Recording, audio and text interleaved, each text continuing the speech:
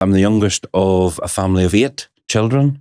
I hail from the Glens of Antrim, a place called Cushendall, which is somewhat remote from the metropolis of Belfast, but that's where I live and proud to be from that part of the country. The youngest of 8 children, my father was a farmer, started off from a very modest beginning. My mother was a school teacher for 40 years in the local intermediate school. So 2, I suppose, very different occupational areas for my parents, but many common characteristics in terms of the attitude and the entrepreneurial spirit that I think existed in our house from a very early stage. And contrary to rumor, the youngest of the house never gets spoiled. So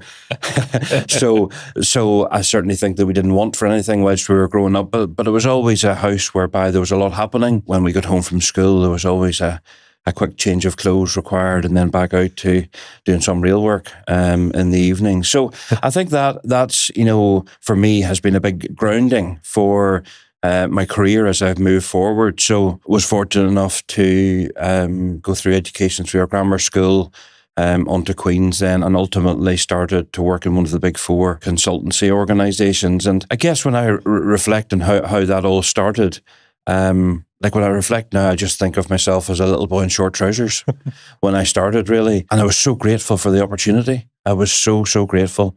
It really, I guess, coming from the background that I've just described, it was a big change. It was a big shock going into an office environment in the city centre, coming from a rural area in which I did. So it was a very steep learning curve, very, very steep learning curve. But I quickly got to grips with it and started to enjoy it. And consultancy is an occupation where if you're able to put your life and soul into it, you can make strides quite quickly. So was in that organisation for upwards of 25 years. Took me all over the world, ultimately, which was great. And I think ultimately it was always my ambition as part of that work that I would be able to apply what I had learned in a local context.